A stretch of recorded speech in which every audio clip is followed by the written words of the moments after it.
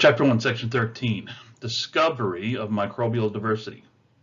Now, as we study over the decades, over the centuries of microbiology has become a bigger and bigger thing. Microbiology, biology in itself, all the different areas, ecology and, botany, all of these different areas have been influenced by the work of Charles Darwin. Okay, yeah, evolution. Turns out, that Darwin's work had repercussions across all of sciences. So we've taken into account this idea of evolution, and we've been looking at the diversity. We're starting to see and recognize the fact that microbes are everywhere. Okay? Remember, previous lecture, prokaryotes have been here longer than we have, we being eukaryotes. North Pole, the South Pole, every place in between, on land, in the oceans, they are everywhere. Microbes fill in every ecological niche.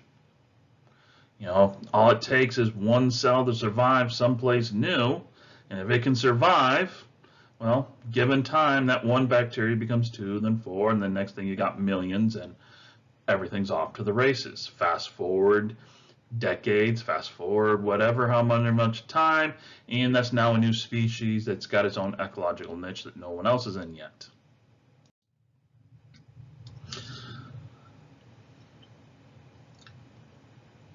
Late 1800s, early 1900s, Sergei Winogradsky,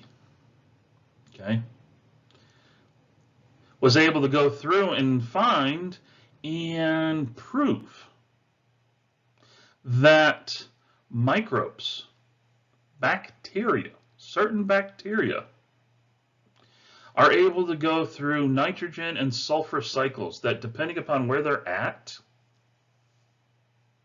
what's present not only in the atmosphere or maybe in their surrounding environment, they can fix nitrogen, they can fix sulfur. That now becomes part of their metabolism. You have sulfur in you. You have to have sulfur in you for different things, specifically some of your amino acids. You get that sulfur by what you eat. The organism you ate got its sulfur by, if it was an animal, by what it consumed. Plants got it from the soils. They were able to get it from the soils because some microbe like Bigatio utilize sulfur from the soil, utilize whatever. He was able to show that Clostridium pastorinium, Clostridium, was able to go and do what is referred to as nitrogen fixation. Take gaseous nitrogen, fix it into a chemical, an organic or an inorganic compound, ammonia, which can then become part of an organic compound, like, amino acids.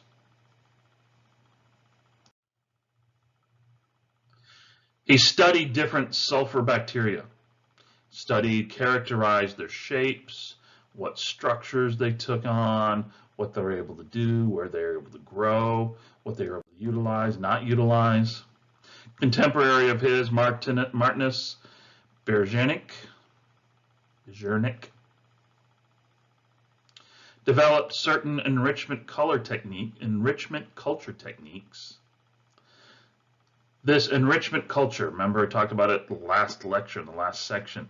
This selectively encourages one species or one type of organism while hindering the growth of others.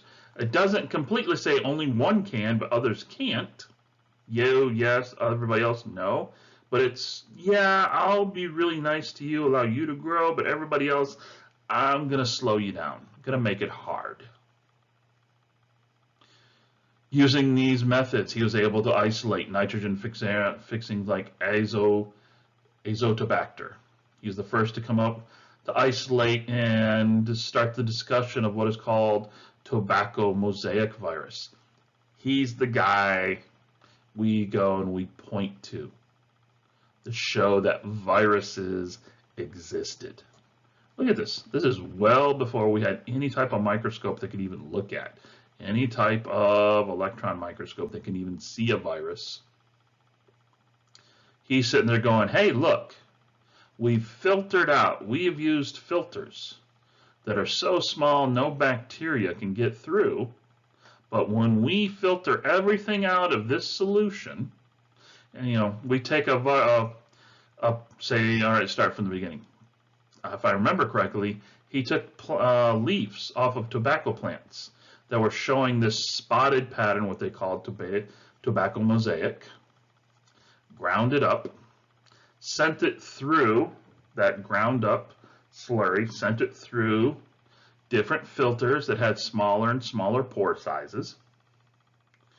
He took it all the way down to the smallest possible and was able to show, hey, look, there's no living cells, eukaryotic cells. There's no living bacteria, no bacterial spores.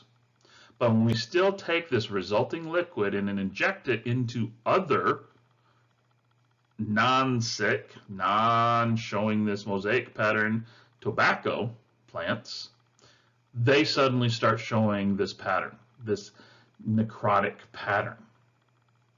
The only way that this could work is if there was something smaller than bacteria, and he was the first to postulate that there was a living thing smaller than that we now refer to as viruses.